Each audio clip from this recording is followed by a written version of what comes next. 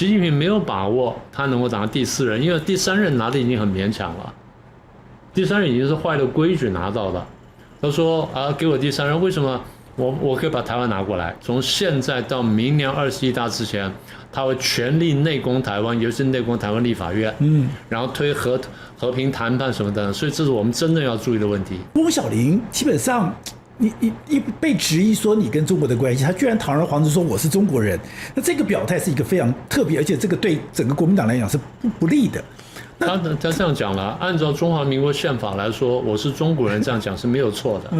但是他的话给人家体会到说我是中共国人，中共国人，所以我在台湾大打认知战，主轴就是以美论跟一日论什么等等，然后在国军无用论，然后在台湾很烂论什么的。你再怎么，你一个将军呢，再觉得说自己军队不能打，你不能这样去讲话，没错，对不对？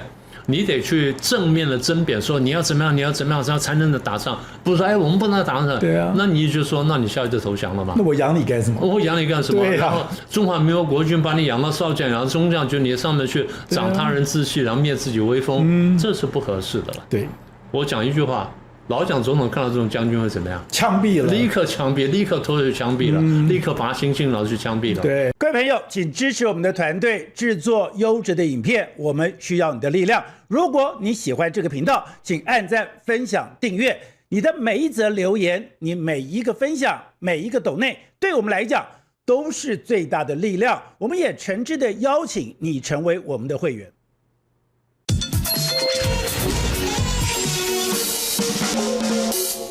台湾一直被灌输一个概念，就是以美论，不要相信美国，美国不会在乎台湾的死活。如果台海发生战争的话，美国不会甘冒战争的风险介入台海之间。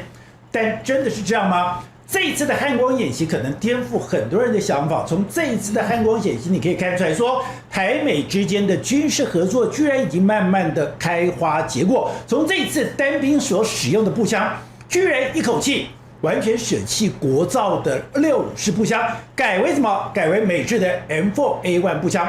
这个改变非常的细微，但你知道，当我这个步枪改变之后，我的整个单兵的动作，我的城市战的概念，我的整个行迹，其实也都在转变当中。第二个就是这一次的教官已经不是那个过去的啪啪的混吃等死的军官，而这一次所有的教官都是有赴美训练经验的教官，所以每个站出来，你会觉得让每个阿兵哥都相信说，这个人可以带领我进行作战任务。甚至我们看到很多作战的想定，很多参谋本部的这个指挥下来，都跟美国美军的想定、美国的做法慢慢的贴近。所以现在台美的军事合作已经不是一个想象，已经不是一个空谈，而是一个真实实际在执行的一个计划。那当然我们也不是那么天真的相信美国，怎么可能说相信美国这么天真的来保护台湾呢？但你要知道，你要相信美国的利益。现在在中美大对抗的状况下，台湾就是美国的核心利益。如果丢掉了台湾，对美国来讲，那是一个不可承受之重。所以在这样的一个大战略之下，台湾其实只有一个选择，我们到底要选择站在美国，还是站在中国这一边？而在这样的一个环境下面，台湾到底该如何自处？那我们今天也非常高兴的再度邀请了台大名誉教授明居正明老师来跟我们聊一聊。明老师你好。主持人好，各位观众朋友大家好。好，那明老师，我们刚刚讲这一次汉光演习让很多人眼睛一亮，因为你从整个参谋本部下指令，那以前是一个完全一模非常固定的计划，大家都照表敲课。这次完全按照美国的那个所谓的作战想定去做，连单兵的武器都做了改变。这个时候你就会觉得说，哦，过去在讲说台美军事合作，以为说那只是一个花拳绣腿，那只是一个想象，没有想到那已经变成了一个非常严密执行的一个计划，而且看出来美国真的在军事这一块要牢牢的把台湾抓在手里面。我想这次汉光演习呢，就像主持人说的，应该蛮清楚的表达台美之间军事合作程度啊。我们先把这话题呢倒过来讲，因为我在学校教国际关系，大家都讲说啊，国家跟国家怎么样啊，怎么打仗，怎么外交等等。其实后来几年之后，我看到一个很特别的事情，因为我看到了 MIT 的那个课程表。MIT 的课程表里面有一门课呢，叫做科学科技变迁与外交政策。我再说一遍，科技变迁与外交政策，很特别的一门课。后来我就把那个课程单拿来看一下，看完之后呢，我还真是开了眼界。我说，哎呦，他们不愧是 MIT， 因为他们是理工学院。大家可能不知道 ，MIT 是一个标准的理工学院。原来是理工学院，后来变理工大学，标准理工大学。但是它政治系非常好。它政治系在美国排名前10名，而且最特别就有这种科技课程，他很早就注意到这方面。所以我这个以前我对这题目就有兴趣，男孩们对这武器啦、战争什么都蛮有兴趣的。当然我没有那么专业，但那门课呢，开了我一个新的想象。所以后来我注意到一件事情，我就把那门课的一些背景呢好好研究一下。我发现到一个观察，人类的历史我们常讲说是一个战争跟和平历史尤其我们念国际关系都这样讲。可这个战争的背后呢，很根源的一个东西呢，是什么呢？科技。对，科技。从古时候到现在，每一次发生重大科技变迁的时候，一定影响武器的变迁。武器变迁之后会影响作战方式变迁。对，作战方式变迁之后影响到部队编制的变迁。对不对？好，那你刚刚讲什么呢 ？M4A1 步枪。M4A1 步枪呢？那我是没见过，但图片上看过，我是没用过。我们的年纪用的还是很老式的美国的 M1 步枪，重的要死每次刺枪训练什么哇，手抬什么抖个半天，我们就说这个不合适。那现在这些包括美军自己也觉得，就是我们的武器呢轻便比较好用。后来这个我们讲过二战的时候，二战美国不是跟日本打仗吗？打了回来之后俘虏了日军，俘虏了这个很多这些日军的武器什么等等。那后来这些武器库最后被中共拿走了，因为苏联也拿到，后来被中共拿走了。中共后来跑去打韩战，他对手是美国。然后原来用林彪的部队，后来用了彭德怀的部队。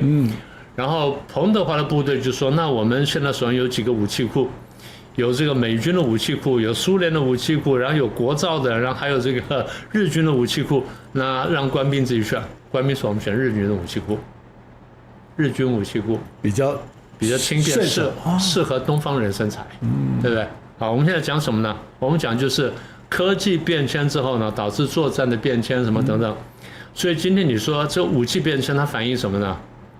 反映就是我们从这个战场这边的得到的教训呢，回头来检讨我们用的武器战法什么等等，然后再来做大的改变。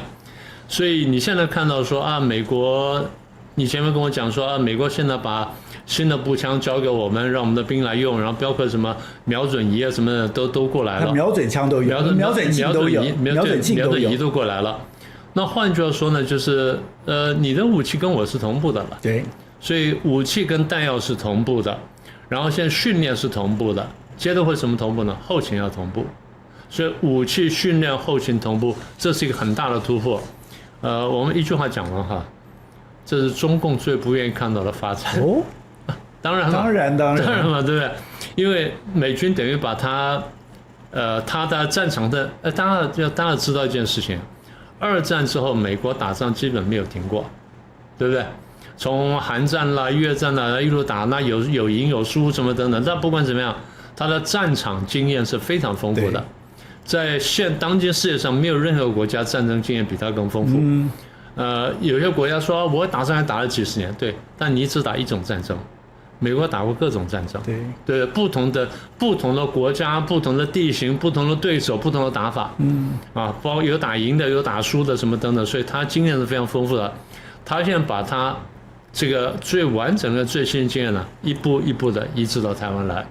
换句话说，他想做这件事情就是，我要把中华民国国军呢改造一下，改造成真正能打仗的。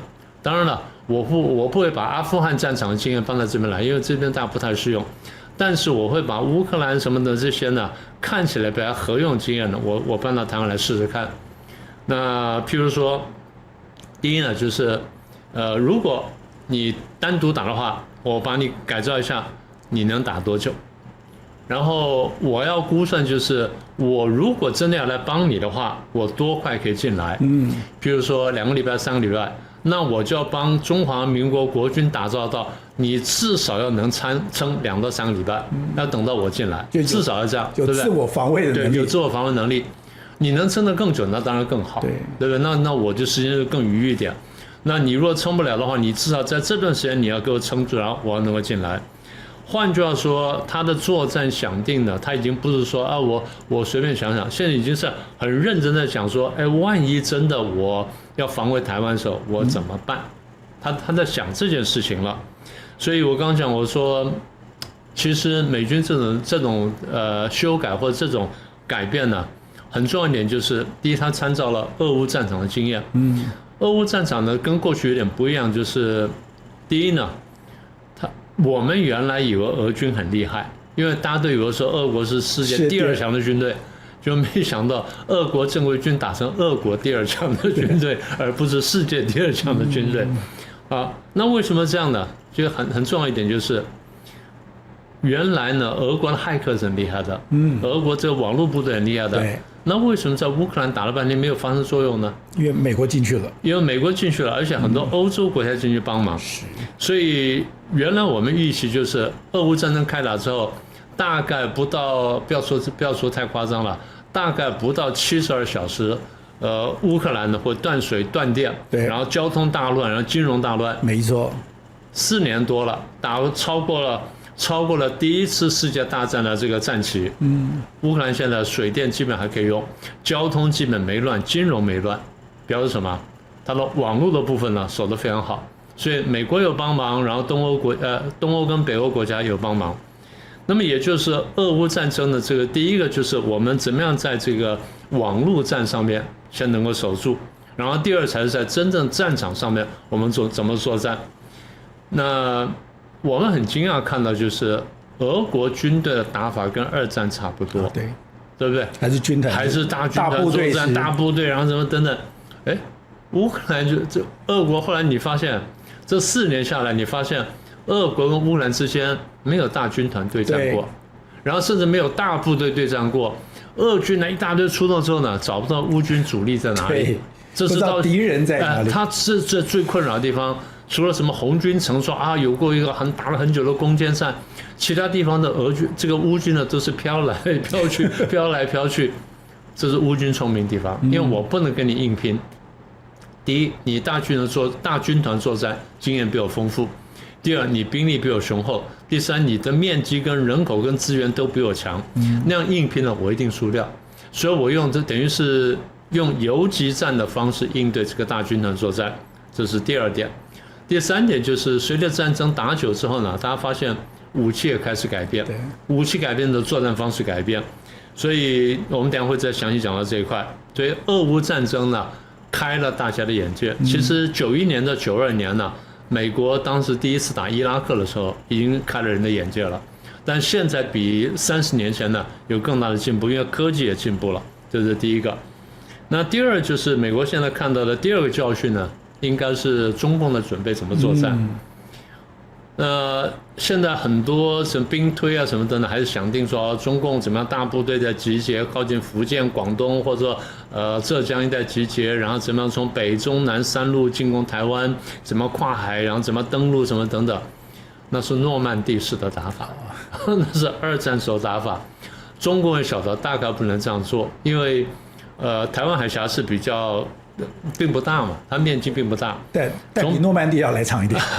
从北到南呢都是长，但台湾这一面呢能登陆的地方就10几个。对，然后台湾你把守得很强的地方扣掉，把守得弱的地方加起来，你算算看，没有几个地方能登陆的。对，然后登陆的地方展开的这个空间很小，很难大兵团上来，所以中共的作战想定呢应该也是不一样的啊。那么美国在看了中共的这个攻台的准备之后呢，然后判断他的作战想定，然后回头来呢帮台湾想说，那你要怎么去应对它？所以这个你看到现在，就我刚不是讲说武器啊，什么编装啦，然后在什么训练啦，甚至就是战略的构思等等呢，都发生很大的变化。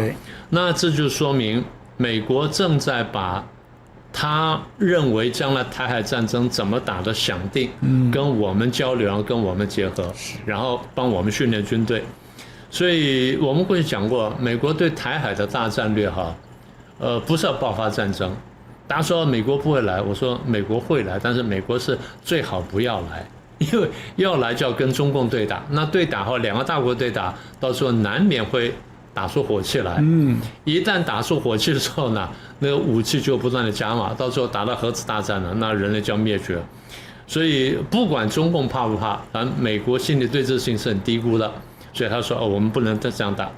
所以美国对台海战争想定是我要嚇阻，我要阻止这个战争在台海爆发，要嚇阻中共，让中共不敢打台湾。所以简单说就嚇阻。那么也就是说，嚇阻是美国在台海的第一大战略。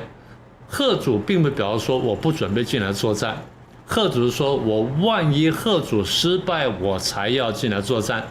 但是我能嚇阻成功，那是最好。所以第一战略呢，是最高战略是嚇阻，第二就是要战胜。我们过去讲过了。所以现在就是我帮台湾做了这么多，然后帮你培训，帮你提升等等等等，从这个作战的想定，然后到编装，到武器，然后到这个战法什么等，甚至到单兵作战怎么样，我都跟全套教你了。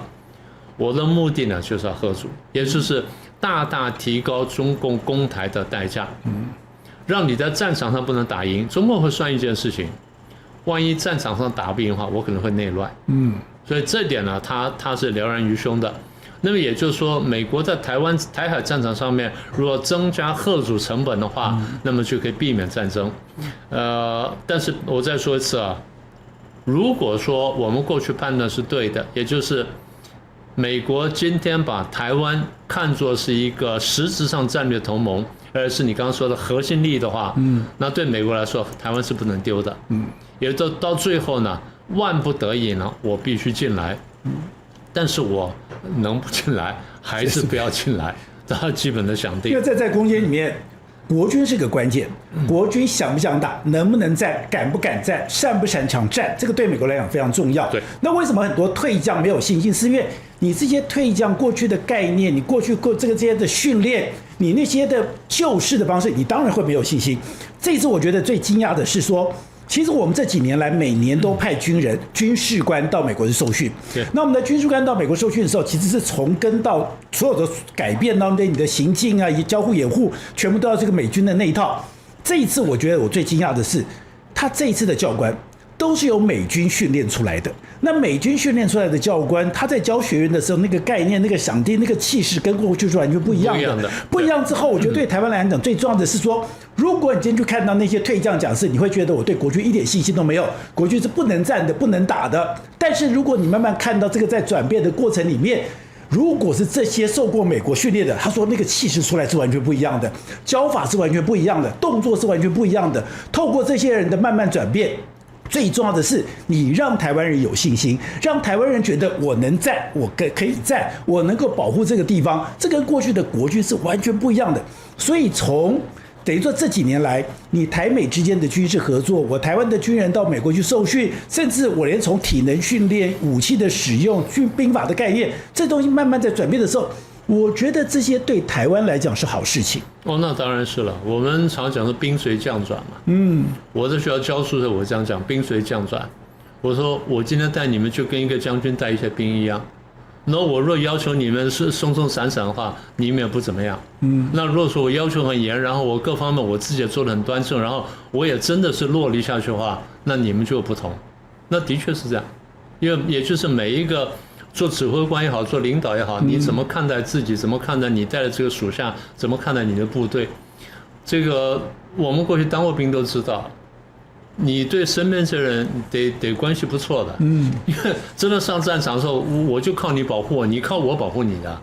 我们这边有一个漏洞的话，那这边被攻破，那我就完了，你也就完了，我也完了。所以这件事是非常清楚。所以美国从战略上想说，台湾就是一个不能丢的地方。所以我刚刚讲，我说你如果说台美军事合作到这种程度的话，中共的反应会非常复杂的，非常非常复杂。第一就是原来我已经认为说，我打台湾了，将来美国跟日本一定会介入，那就很讨厌。所以我想要切割台湾跟这个美国跟日本的关系，所以我在台湾大打认知战，主轴就是以美论跟一日论什么等等，然后在国军无用论，然后在台湾很烂论什么的，这都推出来了，那就行了。那所以你现在你刚刚讲说很多退将或什么退官，然后在这个友台上讲这些话，对啊，对，这一方面觉得他们可能知识比较陈旧，二方面他真的被洗脑，三方面觉得他太恨现在的执政党，这个没有关系，你恨执政党没有关系，但你不能帮到敌人，他们现在就在帮敌人，你现在就是不自觉在帮敌人，甚至有的是自觉的在帮敌人，那这个是荒唐的。你再怎么，你一个将军呢，再觉得说自己军队不能打，你不能这样去讲话，没错，对不对？你得去正面的争辩，说你要怎么样，你要怎么样，这样才能打仗。不是说哎，我们不能打仗，对啊，那你就说，那你下来就投降了嘛？那我养你干什么？我养你干什么？对啊，然后中华民国国军把你养到少将，然后中将就你上面去长他人志气，然后灭自己威风，这是不合适的了。对，我讲一句话。老蒋总统看到这种将军会怎么样？枪毙了，立刻枪毙，立刻拖去枪毙了，立刻拔星星，然后去枪毙了，对不对？这不用说的。所以这些老朋友们真的好好想想看。那回到刚刚讲说，如果说台美之间的军事合作到这种程度的话，中共的判断就是，第一，台湾现在不好打，第二就是看起来将来美国一定会介入。所以对他来说呢，武统台湾的机会是大幅下降的。所以你还想一直改成合统了？所以他一定会走合统。然后原来中共也这样哈，我常常讲，我说侵略者也很爱好和平啊，他能不打仗的方式就能把你夺过来、占领过来或抢过来，他当然愿意这样做，因为到底兵凶战危，大家都知道。所以侵略者也爱好和平，他能从里面打破你或消灭你的话，他更乐意这样做。中共有个习惯，请各位注意啊，他基本上不打没有把握的仗，他真的是坦白讲啊，他的妙算很多时候比过去的国军要强。现在国军是什么样我不太清楚，但比过去国军要强。他的妙算很清楚，我不管是从内部渗透夺取情报，然后这内部策反反间什么等等，然后战场的这个部署，所有东西我都清楚，我几乎是100%有把握之后我才动手。多算胜，少算不胜嘛，不是这样讲嘛，对不对？胜兵先胜而后求战嘛，对，败兵先战而后求胜。他们还真的做到这一点，所以如果算了这一波，他晓得。看起来武统机会是大幅下降，那怎么办呢？只好合统。怎么合统呢？搞台湾内部，搞哪里呢？最容易的，搞立法院。这就现在我们看到的情况。所以我常讲，这个从现在开始呢，到明年中共开21大之前呢，大概中共对台湾的合统啊，或者说和平谈判的攻势会源源不断加强。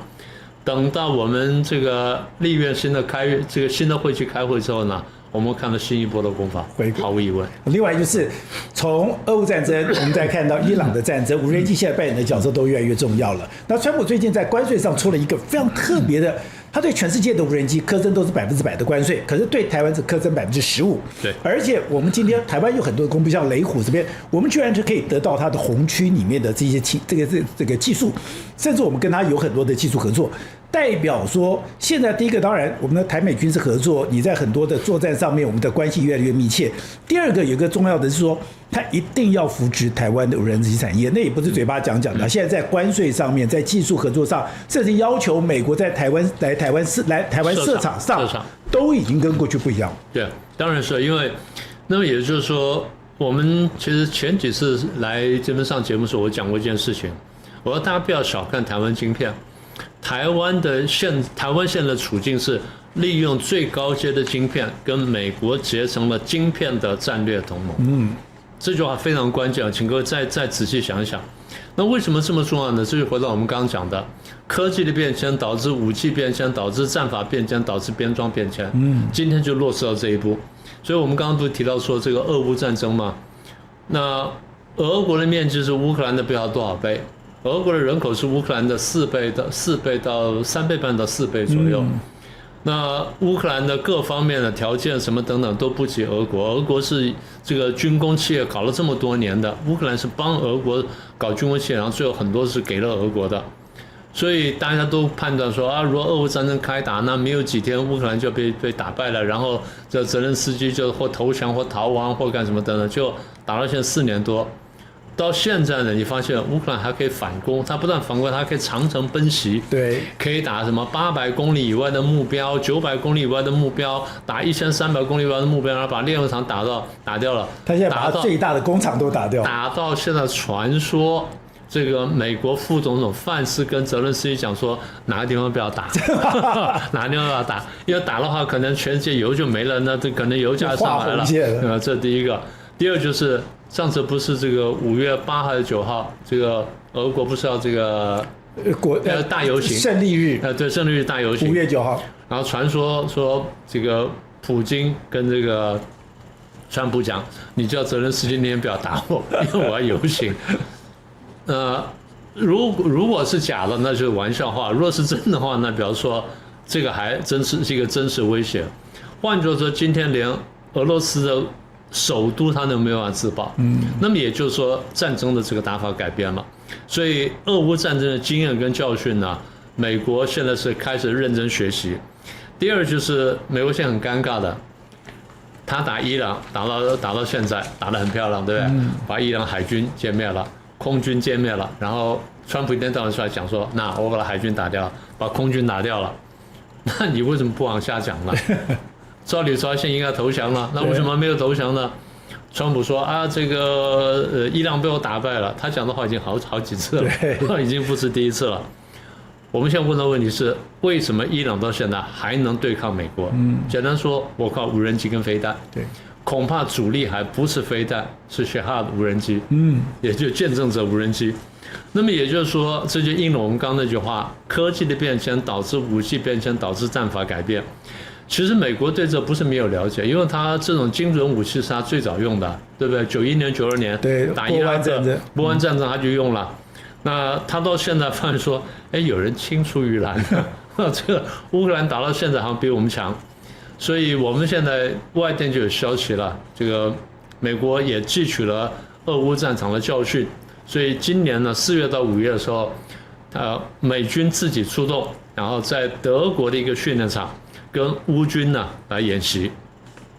美军出了一个第1骑兵师的一个装甲旅，第3装甲旅，大概3-4千人，乌军出了一个无人机部队。叫做什么呢？大力士或大力神部队 （Nemesis 部队），多少人没有讲。然后双方交战，听说开战没有多久，美军装甲旅被歼灭。对，最后到什么地步呢？演习没办法进行，那怎么办呢？把被歼灭的那个坦克车复活，然后再来打，然后再歼灭，然后再复活，再打。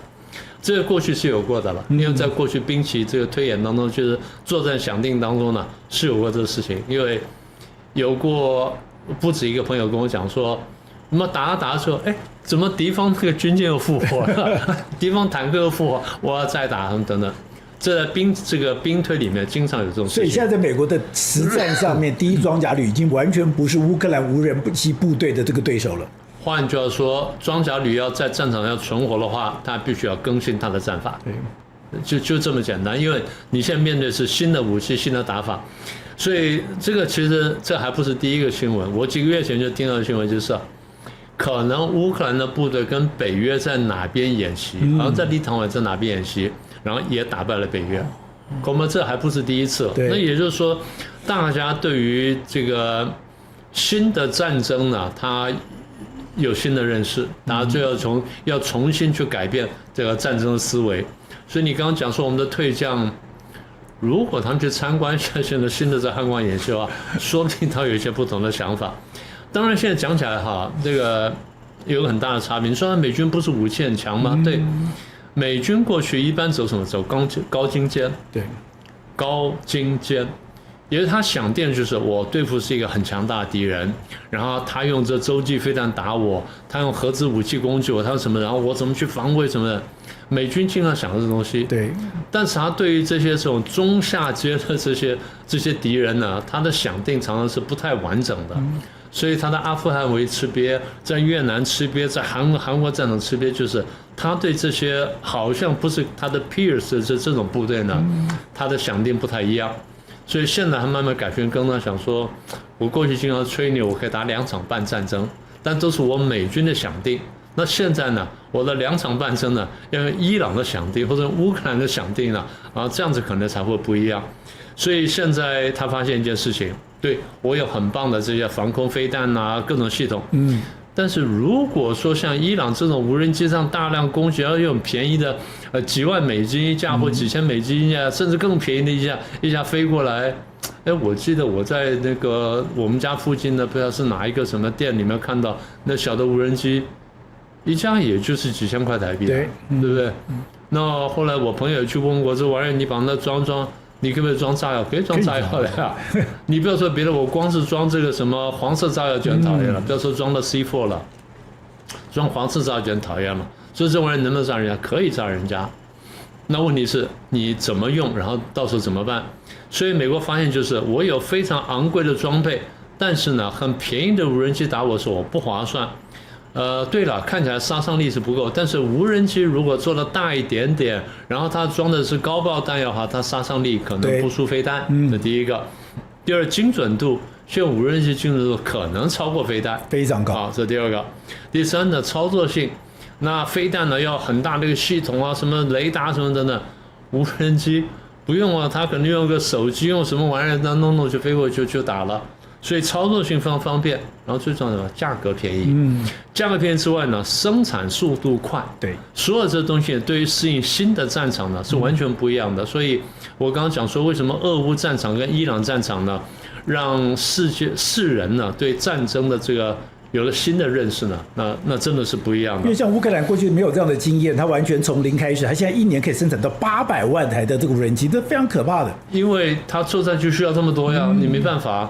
所以现在美国对台湾的这个需求呢，刚刚我们讲说高阶晶片，对不对？现在恐怕不止了。除了高阶晶片之外，恐怕无人机相关的这零组件，然后无人机的一些核心的一些技术，那我们也有，他们也有，伺服器。然后再来资通讯的一些东西，或者说军工的零组件等等呢，大概在这方面呢，台湾都是强项。美国当然会做，但美国做的又比较慢，然后又做的比较贵。台湾做的比较快，然后又比较多。所以前几日来上节目，我不是讲过吗？我说看起来美国跟台湾、南韩跟日本呢会密切合作。对，跟南韩呢合作造船，跟日本呢合作造这个飞机，然后造无人机什么的，跟台湾呢一定造无人载具嘛。那现在看起来就是这样子。如果你喜欢今天的内容，欢迎你抖内相挺，用一杯咖啡、一杯好茶的心意，支持团队制作更好的精彩内容。而你的超级留言，我都会认真看的。所以川普现在对台湾呢，好像有2方面的要求。一方面是要求我们增加国防支出，当然他们讲说我们增到10%，那是乱讲的。增到3%就已经很厉害了啦，对不对？现在我们当然慢慢逼近了，但我猜我们将来可能会超过，大概增到大概4点多或逼近5左右，这已经是很厉害的了。大家不要忘记了，中共的军费支出到多少？它有很多隐形支出的，表面支出呢大概是1点多、2点多。但如果说那边隐形支出加起来，他把它在军工科技里面或加到高科技里面，你把它讲讲看看，3倍4倍都不止。而且它的维稳费用又非常高。它的维稳费用非常高，维稳费用里面一部分呢也是军队的，对，也是军工的这个费用。所以这个川普一方面要求台湾增加国防支出，另外一方面呢，现在看起来如果这样密切合作的话，你刚刚讲说这些无人机来台湾设厂等等。等于说，台美之间这些军工生产的交流呢，会大幅提升。那台湾的东西将来会卖进美国去的，也就是，至少美国对台湾一部分的军工产业，尤其是无人机产业呢，它会开放市场的。所以这样说吧，有人把它视为交换，应该这样说，它既是交换又是合作。因为从美国看起来，台湾战场当然是它的第一战场，而且。我们过去讲过，如果中国要打台湾的话，第一个飞弹恐怕不是打台湾，打日本。第一个飞弹打日本，打日本的美军基地。对，所以美国把这个问题想清楚之后，他晓得说，嚇阻呢是非常重要的。而如果能够帮助台湾嚇阻中共的话呢，大概那个飞弹就应该不会飞过来。所以台湾跟美国呢，不但是在晶片上组成战略同盟，甚至将来可能在无人机或者其他无人载具上面呢，都会形成这个战略同盟。当然了，这个我们常讲说祸福相依哈。台湾在拿到美国的军工产业的订单跟拿到美国市场之后呢，台湾跟中共之间的关系呢，当然就跟美国关系当然越来越好，跟中国关系当然就会越来越紧张，然后越来越切割。会失去台美之间的模糊空间，这毫无疑问了，这一定会失去的，因为这个东西，简单说，我过去谈过哈，我认为呢，这根本是一个选边的问题。也就是台湾在国际政治上面，你在这个国家安全上面，你要不要选边？可是很多人就提到说，台湾要选边吗？台湾不能左右逢源吗？我不能两边都交好吗？当然了，大家会这样想了。应该这样说，最理想状况就是在交战的双方或对抗双方呢，你能够不用选边，你能够齐强，然后左右逢源，这个渔翁得利，最好是这样。可是不是每一次都这样，因为我过去在别的地方讲过，我说我们这边可以再详细谈一下。国际政治上有很重要的观念叫做热点，flash spot。什么叫热点呢？这个国家或者地区呢，它因为战略位置或因为什么丰富物产或因为什么原因，它非常重要。重要到什么地步呢？在外面的这个国家，即便他们相互对抗，他们都得争取这个地方。但有趣就是，譬如甲跟乙在对抗，然后这是丙是热点，甲乙在对抗的时候呢，甲乙都要争取丙，甲从右方来争取丙，乙从左方来争取丙，所以甲乙是针锋相对的，丙是夹在中间非常难受，那这就叫热点了，叫热点了。热点呢有一个缺点，就它会这个两边受敌，但它有一个优点。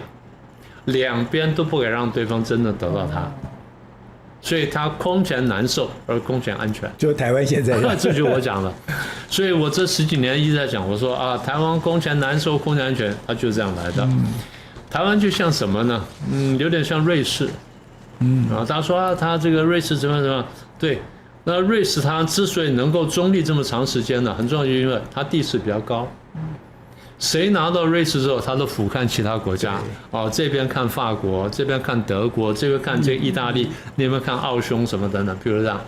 所以，那大家说，那我想拿瑞士，然后法国也想拿，德国也想拿，意大利也想拿，最后什么谁也想拿，到怎么办呢？谁都不许拿，谁都不许拿，因为谁拿到它，对另外3边都是威胁，对不对？好，那这样给他中立。台湾能不能有这个位置呢？不容易，不容易。为什么？台湾现在太重要了，谁都想拿它，所以现在就是谁拿到，但不能说谁得台湾者得天下，但得台湾者有利于得天下，那这是毫无疑问的了。所以其实大家一直没有想清楚，我们从1949年退到台湾之后呢，台湾一直在选边，我们基本上都在选美国，就算这么多年来，我们被美国背叛过几次啊！1971年、72年，尼克森跑到大陆去签了《上海公报》，然后1979年卡特的糊涂总统签了这个《建交公报》，把台湾真的抛弃掉了。然后这个82年的这个雷根呢又签了817公报，然后这个克林顿呢又说这个3不政策什么等等什么之类的，然后又反悔了。所以我们背叛多次，但是我们最后都选美国。到时候你怎么这么笨呢？你不选别人呢？不是，这战略选择，这真的是正确战略。为什么？一个小的国家在国际上去选边的时候，通常选谁最保险？选世界第一强国，最大的，对，选第一强国最保险。而且现在过去呢，我们说啊，我们都不用选边呢。对，你看起来没有选，有选。我们既选美国，又选中共。他说那为什么现在不可以这样子呢？因为那时候美国跟中共站在同一边。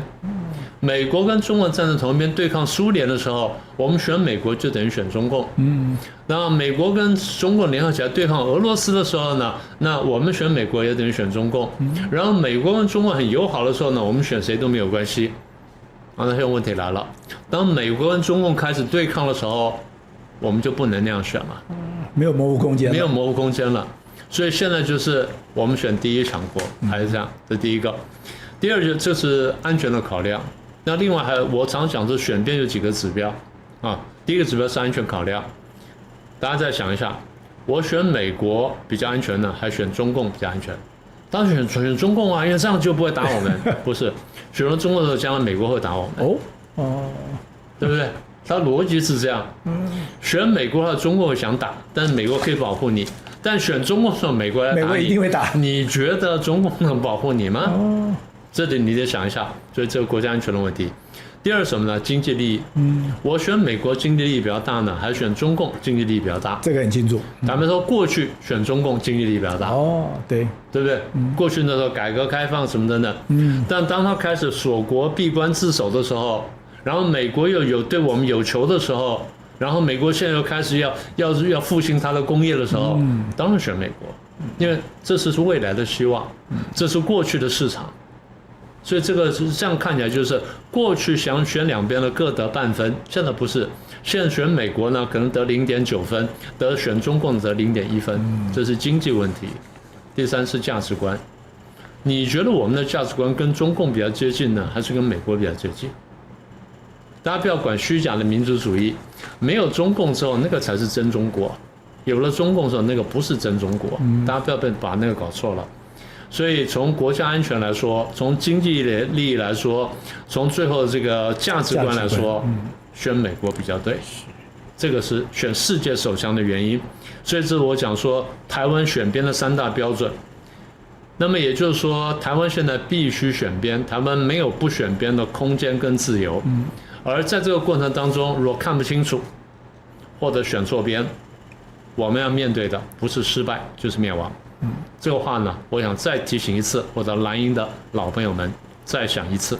好，那另外是很多人以美论是怀疑川普，因为川普是一个等于说是非常现实主义者，他是完全以利益为至上，而且他一直在不断的吹嘘说他跟习近平的关系非常好，很担心说不是被美国卖掉，而是被川普卖掉。但最近出现一个非常怪的事情，习近平9月要去访问中国。可现在传出来说，习近平居然这个跟美国之间找不到一个对口，然后现在双方要去访美的过程，很多该有的程序没有办法进行下去，那大家搞不清楚啊。那川普不是已经邀请了习近平来吗？两边不是要展现友好的关系吗？为什么现在在这一个单纯的访美过程里面出现这么多杂音嘞？这个大家对川普有一个低估啊，你不管喜不喜欢川普，你得充分认识这个人。这个人呢，他不只是商人。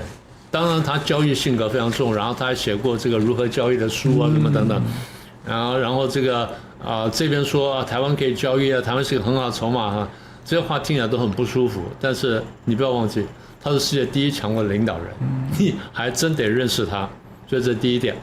第二点就是大家觉得川普是商人性格，对，商人性格很明显，但你不要忘记他读过军校，他在什么时候读过军校？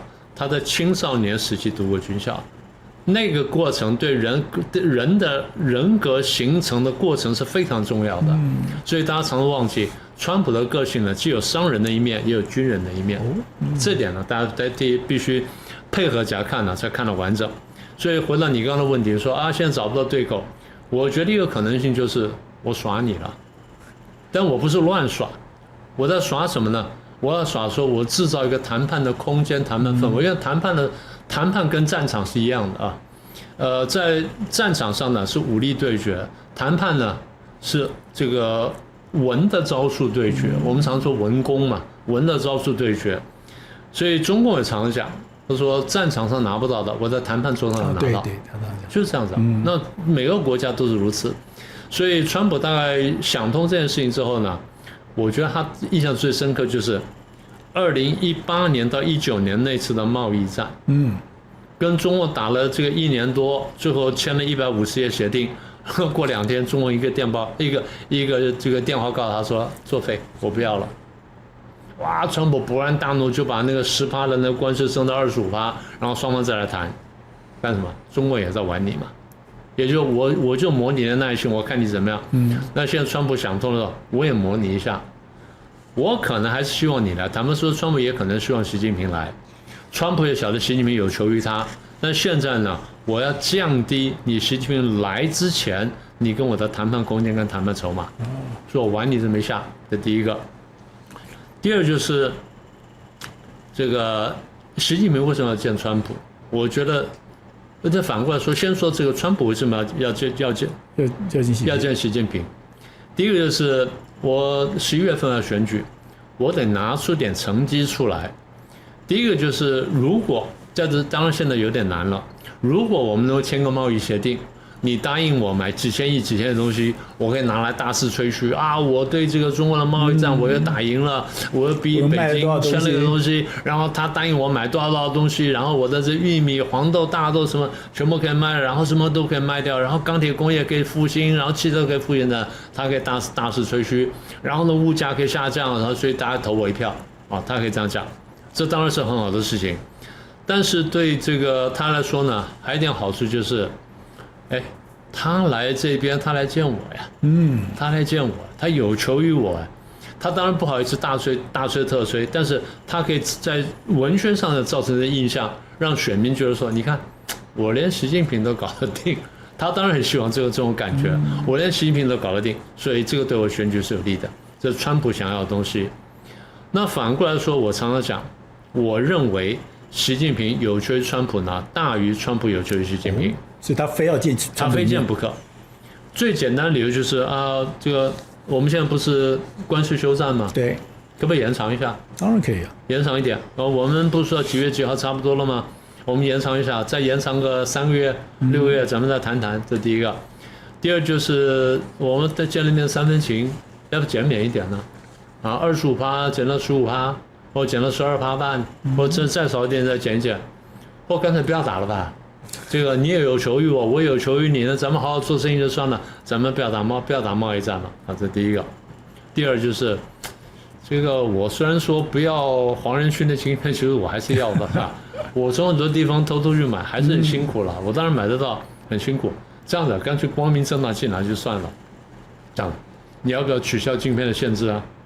第三就是不管怎么说，你的科技还是进步，然后你的这教育跟培训各方面还是比我强。我还是需要交流，我需要人才交流，我需要科技交流，这地方你是不是能够打开呢？这第三个，第四个，台湾问题咱们还是谈一下吧。最迫切就是军售，你不要卖台湾那东西，很麻烦的。这个咱们要和平了，我也答应你要和平了，你不要卖台湾东西，咱们就和平了，你要不要考虑考虑啊？然后第二就是咱们不是有官方关系吗？你跟台湾没有官方关系，怎么一天到晚你跟他眉来眼去呢？这我看了不太舒服，你要不要改变一下？那最后就是刚刚不是说了吗？你们跟台湾之间军事合作在大幅提升，不太好吧？我若跟你夏威夷大幅军事提升，你会不高兴？你不高兴的嘛？那你为什么跟我台湾军事合作到这种地步呢？你也答应过我不要这样做，你怎么又做了呢？那再来就是我来的话，你给我高规格接待、红地毯什么的，那21箱礼炮。这样看起来我像是一个大国啊！中共啊，已经他的这文宣搞到一个什么地步呢？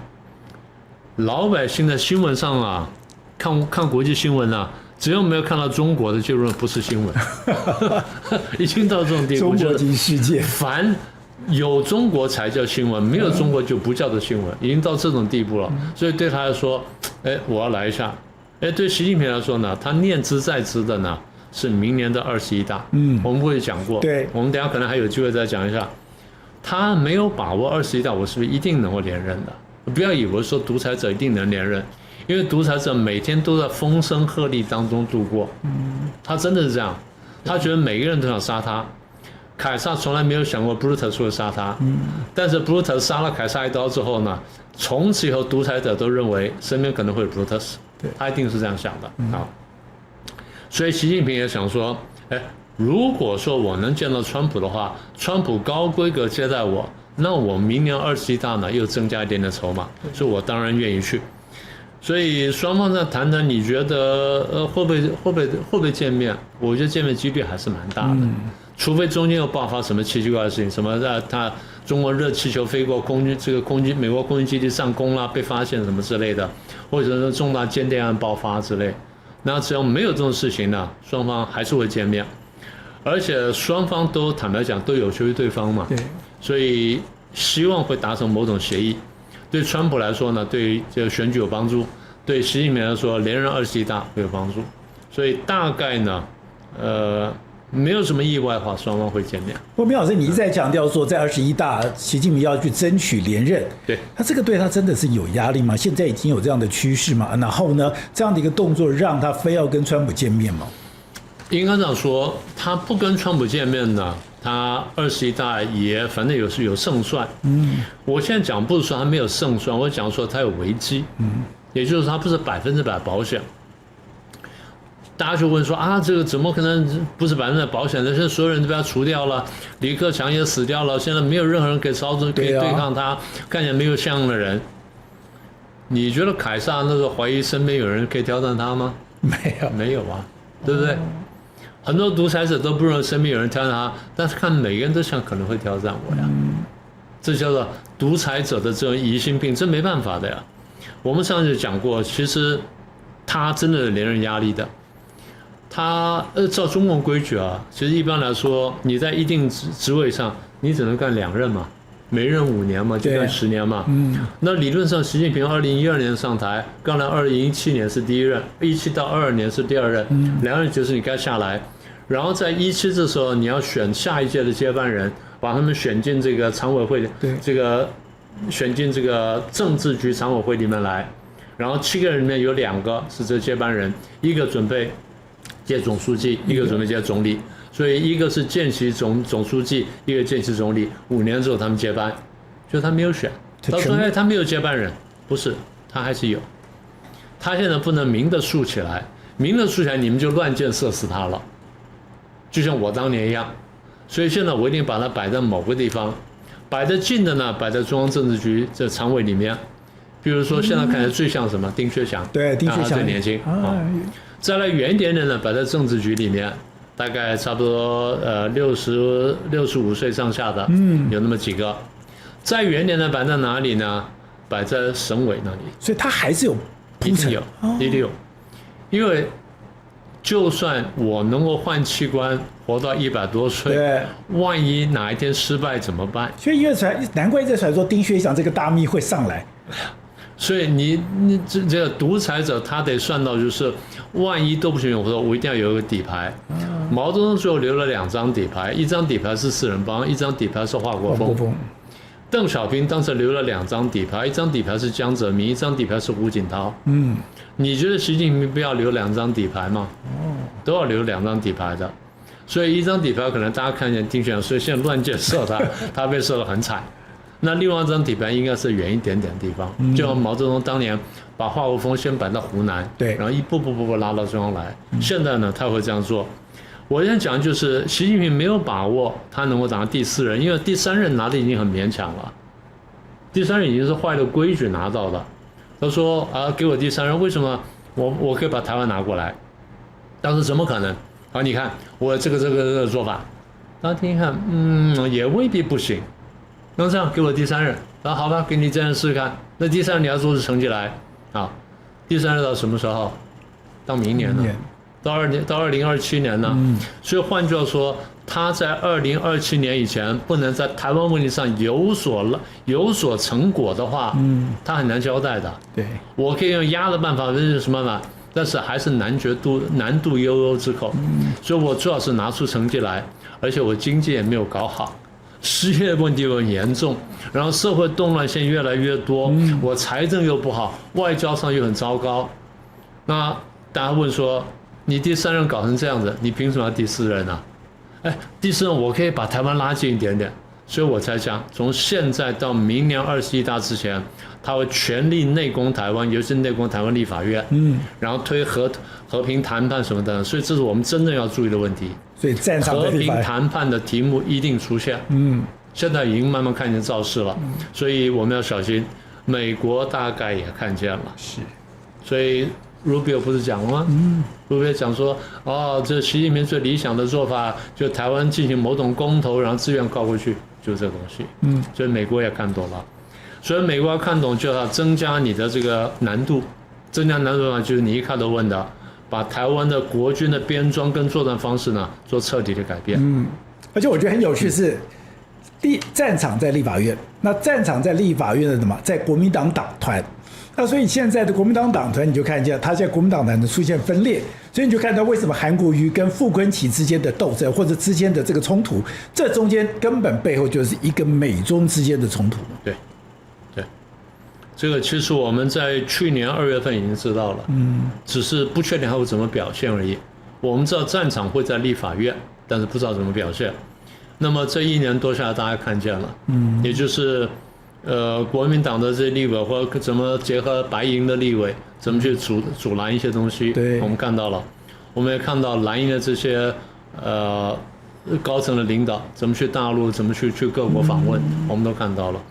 所以换句话说，台湾呢的确是兵家必争之地嘛，这就我前面讲的，台湾是热点了，对，很清楚了，大家都在拉。那现在台湾中间呢，我再说一遍，空前难受，但空前安全。是。那在立法院有一个我看不懂，就是你说傅昆萁，我觉得他当然这个有迹可循，可是翁小玲基本上你被质疑说你跟中国的关系，他居然堂而皇之说我是中国人，那这个表态是一个非常特别，而且这个对整个国民党来讲是不利的。他这样讲了，按照中华民国宪法来说，我是中国人，这样讲是没有错的。但是他的话给人家体会到说我是中共国人，中共国人。这个味道就不太好，对不对？因为这个话不是空穴来风，因为看了这几年的表现呢，大家有这个感觉。所以国民党如果真的要选赢的话，这个是一个很关键的问题啊。上次赵少康不是问了一个问题吗？我就不懂了，民进党做的这么烂，为什么大家投票给他？你问了这么好的问题，你怎么会没有答案呢？对啊，答案很清楚了。因为大家担心你亲共嘛。不是担心你知道某人亲共，担心你国民党亲共嘛？那大家都怕共产党，然后大家都晓得说全世界都在讨厌共产党，这是国民党梦寐以求70多年来的一个机会，全世界来帮你反共，你自己不太反共了，是不是荒唐吗？所以我常讲，我说国民党里面有识之士呢，要起来清党了。国民党过去历史上面每一次跟共产党一走近的时候就倒霉。对对不对？第一次国共合作，第二次国共合作，第三次国共合作，每一次国共合作一成功之后，国民党就倒霉。国民党每次能成功都是分共，分共成功之后，北伐成功了，清党了，然后就成功了。那台湾再清党一次，我们站住脚跟了。那现在就是又来了，你是要亲共还是要反共？对不对？是亲切的亲，还是你要反共？那最后一个就是现在中国刚刚讲对习近平党最不利是他的内需真的太糟糕了，可他出现一个矛盾在于说我的内需非常糟糕，可是我的出口不断的一个成长，那很多人就说那根本就是割肉喂鹰嘛，你等于是牺牲内部的这个所谓的利益，然后呢这个东西他觉得你能撑多久嘞？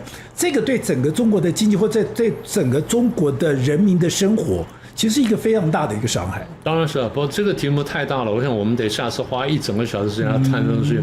我简单说一下哈，所有国家的经济发展呢，大体上来不外乎是3个步骤，3个方面：出口、投资跟消费。那比较健全的国家就是3个方面呢相对比较平均。那中国大陆现在就你刚刚说的，国内的那个消费非常弱，但出口非常强，这个真的就是割肉喂鹰了。坦白说，因为我们看过数据，下次我把数据带来哈，我们是有数据的。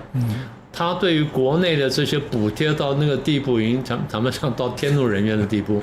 现在我们不讲说大陆很多产业内卷很严重吗？为什么内卷那么严重？大家征补贴啊。那为什么补贴这么严重呢？因为中共晓得，如果我不补贴的话，我没有竞争力的。我没有竞争力，我必须靠大力补贴然后去竞争，等于就是说我用左手的钱卖到国外去，然后再把它赚回来。所以赚来赚去都是我的钱在全在里面转来转去。而这钱一部分哪里来呢？华尔街投资进来的，我在玩这个东西，所以他玩一个乾坤大挪移。那么也就是，如果说中国大陆的这个老百姓的这个收入不真正提高的话，消费始终上不来。消费上不来的话，那内部的这经济循环呢就很难形成。所以他说内循环，我们说不太可能，是这样来的。这题目大了，我们得真的花1个小时谈一谈。所以。大概今天这题目只能谈到这里了。是，好，董事长，台湾是一个以生存为最高原则的社会，不管哪从国共来到台湾，今天台湾所有东西都是我要活下去，而要活下去一个根本就是你台湾的军人能不能保护我们自己。过去很会怀疑是说，因为有听到很多的退将，听到很多人讲啊，我们的国军不能打仗，我们的非常的老旧，我们的战术不行，我们碰到共军完全一筹莫展。